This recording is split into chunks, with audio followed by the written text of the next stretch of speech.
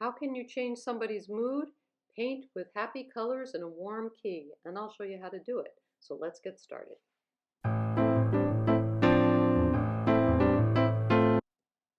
So a warm key means that you're not going to use any values that are really, really dark.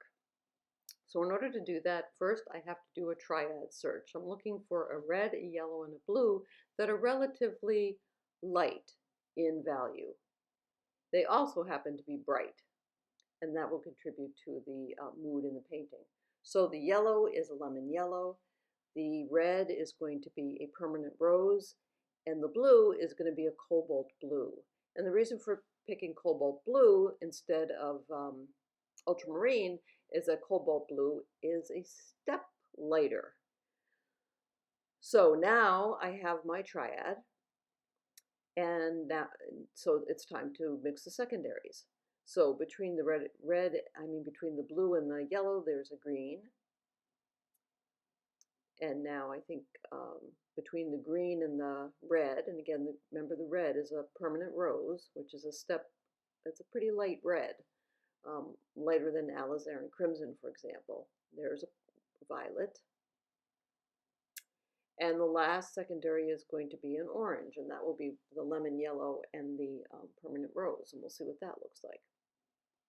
If I'm happy with this, and I feel like it meets the criterion, then I'm good to go. But I'm going to show you the process because I wasn't completely happy with this and made a slight adjustment. So there you go. That would be a pretty good triad for a high key painting. You can see it would be pretty hard to paint a sad painting with those colors. They almost look like party colors, don't they? And if you want to see a somber painting, I did the exact same subject, but I changed the mood by using somber colors. I did that a couple days ago, and you can go to my YouTube channel and see it there. So that is the triad that I'm interested in right now. And I also am going to look at it through a value finder and see if it meets the criterion. And it should, but I don't think it quite does.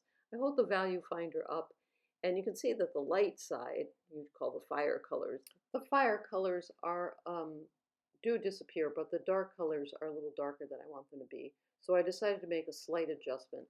Now this kind of adjustment is not anything that is really going to make much of a difference to anybody, but you know, if you're the painter, it'll make a difference to you. These subtle differences really do make a difference.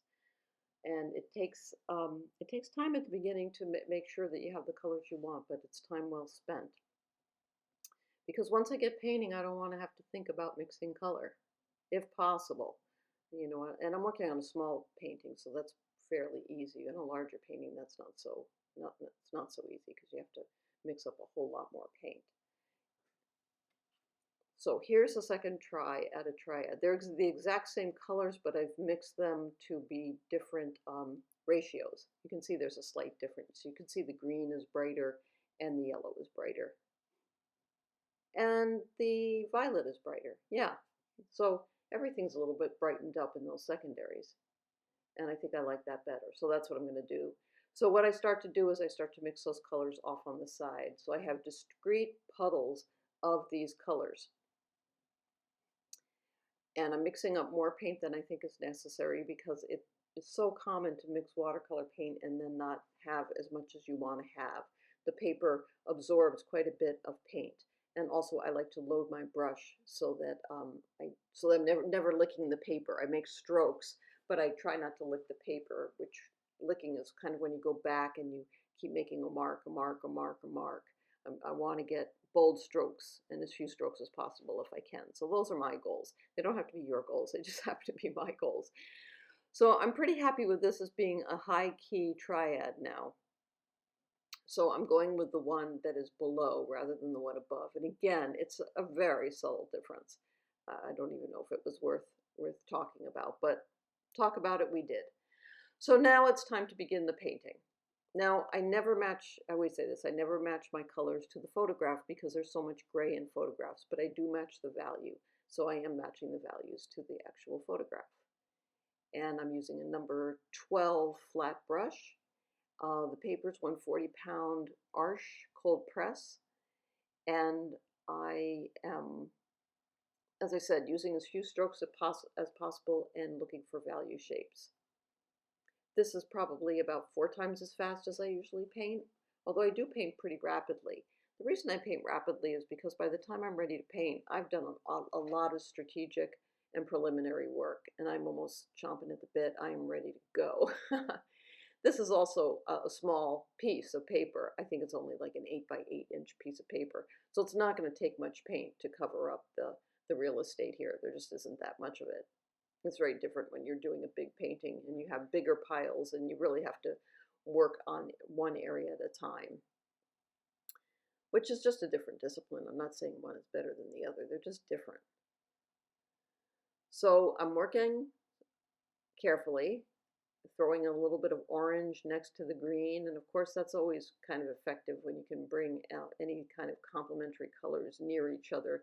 You're going to have a pretty possibly exciting result. So I do like to put oranges in with my greens. You know, if you only use greens, and I've done this before as a beginning painter where I only used greens, and if you only use greens, it is amazing how you just end up with the flattest looking painting because there's so much more color out there. You know, you have to really represent the full spectrum, the overall rainbow of what color is. So so that's my explanation for what you would call here probably color swaps. You know, I'm color swapping for value here, but I'm also strategic about it. I know why I'm doing it. I know that I'm putting complementary colors near each other. There's a reason for it. All right, now on to the sky. My paper is dry. I think I might have said that before. I'm not sure. I do work wet into wet, but I don't ever, I shouldn't say never. I do wet my paper completely if I'm going to do a watercolor sky, you know, the old trick of doing the watercolor sky and then turning the whole thing upside down. I think almost everybody knows that trick. All right, and now I haven't dried the paper yet. You know, oftentimes when I'm working, I will dry the paper in between, but I didn't feel it was necessary today. Like I said, I was really ready to go. It's late in the day, and I paint every day, and by this time, I really was ready to put paint on paper. I spent time doing other things today, I would say, probably stalling and not doing anything very important. So I wanted to get in and get this done. So the point of this painting is we're going to compare it to the painting that I did that created kind of a somber mood using the exact same picture. But this painting is showing a happier mood. And the subject is exactly the same, and my mood is exactly the same. But what's different is the different colors that I picked in the triad, and you will have a different result in the painting. And that's what I'm excited to show you about. So I really enjoy making these videos, and I'm so curious to know what are the things that you might be more interested in learning about.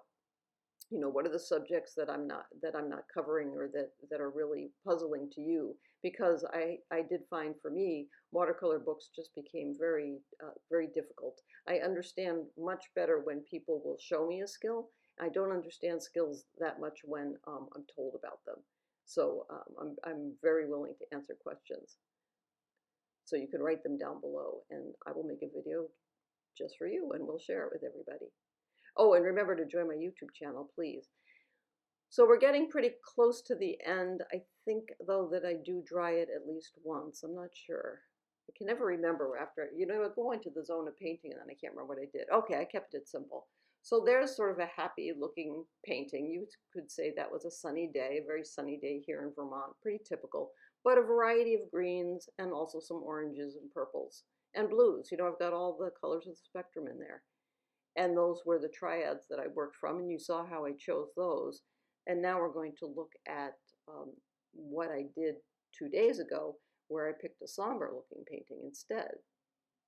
Oh, first we're going to look at it compared to the photograph, just to show once again that these were color value swap outs that I did, that I didn't match it to the photograph.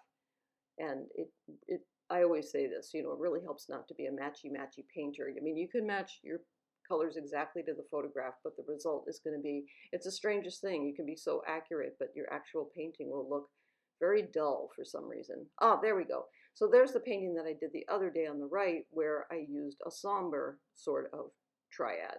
Exact same subject, but you can see each one has a different mood.